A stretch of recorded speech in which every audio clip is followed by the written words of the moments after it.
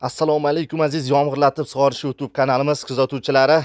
Bu galdagi ishimiz har doimgi ishimizga nisbatan noodatiy. Nimasi bilan noodatiyki, ya'ni ushbu yer maydoniga biz hovli uchun palif, ya'ni o'sha maxsus ekiladigan maysalar, gazonlar uchun yomg'irlatib sug'orish texnologiyasini o'rnatmoqdamiz.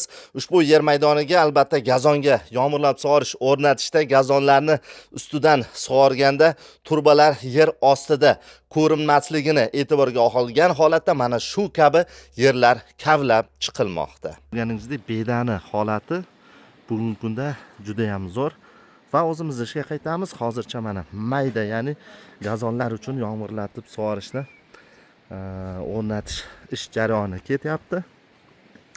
Xudo xolasa ikkinchi kun bugun ish boshlanganiga bitta poliyani tugatdik va endi xudo xolasa ikkinchi poliyamiz ham mana shu tarzda mana kovlanib.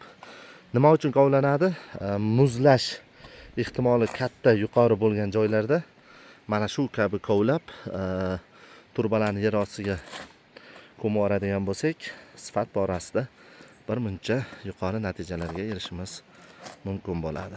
Xudo xolasa mana tomchilatish, ya'ni gazon uchun maydalab sug'oradigan yomg'irlatib sug'orish ishimiz bitta poliyamiz deyarli yakuniga yetdi. Bu joy umumiy hisobda mana har bitta liniyaga e'tibor bering. To'g'ri standart lazer yordamida tortiladi. Xo'p, umumiy maydon 15 metrga 24 metr masofa. Ushbu yer maydoniga umumiy hisobda 43 ta tochkani o'rnatib chiqdik. Burada ko'rsatib o'tganimizdek kovlangan yer yana mana ko'mib chiqildi va har bitta joyimizga tochkamizni alohida mana ko'rishimiz mumkin.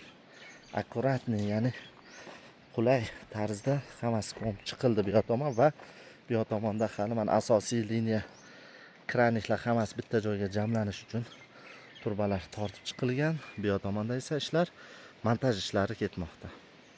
Xudo xolasa ishimizni 3-kuni davom etyapti.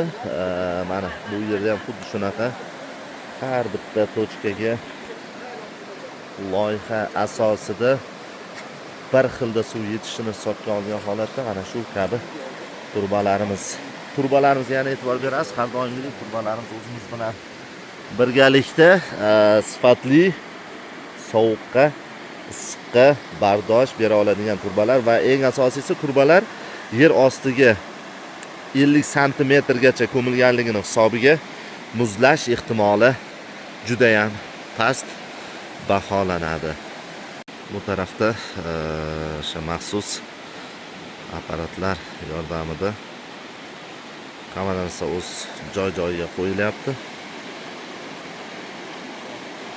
Endi mana bu o'sha amerikanskiy yomg'irni sepib beradigan, ya'ni suvni parchalab sepib beradigan apparatlarimiz ko'rib turganimizdek ikki xil. Sababi bular ikkalasi ikki xil vazifani bajaradi. Bunisini vazifasi boshqa, bunisini vazifasi boshqa va masofasi ham xuddi shunaqa. Ikkalasiniki ikki xil va ushbu hozir biz o'rnatgan yer maydonida umumiy hisobda 3 xil apparat ishlatildi. Aynan mana shunga o'xshash yomg'irlatib sepib beradigan sprinklerlar. Bu faqat gazon uchun adashtirib qo'ymasligimiz kerak. Bu boshqa ekinlarga unaqa mazza qilmaydi, lekin gazon uchun ayni muddao hisoblanadi. Kuni kecha kovlaganimizni ko'rsatganimiz bugun mana aynan o'sha apparatlarimizni ishlash jarayonini mana kuzatishingiz mumkin. Mana sepishi juda ham ajoyib tarzda sepyapti. Hech qanaqa ochiq joylar yo'q. Har doimgidek mana bu tomondan ko'rsatishga harakat qilamiz. Bu bitta poliyamiz, xudo xolasa. Bitta poliyamizni aniqrog'i bitta qismi. Mana.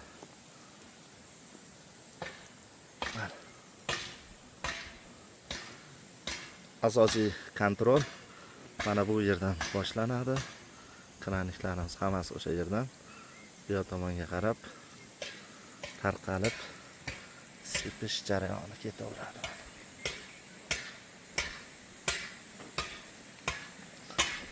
buni aynan qay holatda sepayotganligini aynan mana bu holatda mana ko'rishimiz mumkin. Mana bu keyingi qatorimiz. Ko'rib turganimizdek mana bu palif, ya'ni o'sha sprinkler hisoblanadi. Bu tarafda esa mana ko'rib turganimizdek 100% darajada yerni namlatib, yerni go'zal holatga keltiryapti. Xudo xolasa, ustanovkadan so'ng bu yerga gazon ekiladi. Gazonni sug'orish uchun mana shu kabi yomg'irlatib sug'orishni mini sug'orish yo'li bilan o'rnatishni tavsiya beramiz. Esa mana keyingi orqa tarafimiz ishlashi juda ham chiroyli va go'zal tarzda sepayotganligini kuzatishimiz mumkin bo'ladi.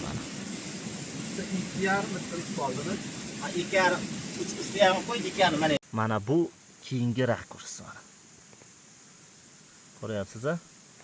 Sepish diapazoni, radius aniqrog'i qay holatdaligini.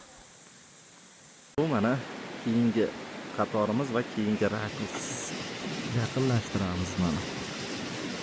Bu faqat yuqorida aytganimizdek gazonlar uchun samarali holat hisoblanadi, chunki beda yo boshqa ekinlarga bu past, bu balandlik. Chunki o'sha beda o'sib ketadi. Yuqorida boshqa videolarimizda ko'rgan bo'lsangiz, boshqa videolarda ko'rsatganmiz, beda 1 metrgacha o'sadi, 1 metrga esa bu narsa vaqti umumiy holatda kichkina bo'lib qoladi. Shuning uchun ham bu narsani beda uchun o'rnatishni tavsiya bermaymiz. Xudo xolasa mana hovli uchun qilingan palif ishlarimiz yakuniga yetdi. Hamma qilingan ishlarimizni birma-bir ishlatib ko'rib, ya'ni o'sha o'rnatilgan tochkalarni har bittasini sinovdan o'tkazib ishlatib, keyin ishni yakuniga yetkazamiz. Xudo xolasa mana bu qator ishladi. Endi navbat mana keyingi qatorga. Keyingi qator ham ko'ngildagidek aylanish jarayonida ketmoqda. Agar sizda ham xuddi shu kabi yomg'irlatib sug'orish yoki mana bu daraxtlarga qilingan kabi tomchilatib sug'orish yoki umumiy holatda keng dalalar, bedalar, bug'doy, arpa, har xil ekinlar uchun kengroq yomg'irlatib sug'orish texnologiyasini joriy qilish kerak bo'ladigan bo'lsa, bizga bemalol murojaat qilishingiz mumkin bo'ladi. Bizni kuzatishda davom eting. Bundan keyingi videolarimiz xudo xolasa siz uchun qiziqarli va siz uchun manfaatli bo'ladi degan umiddamiz. Bizni kuzatishda davom eting. Doimo sog' bo'ling, salomat bo'ling.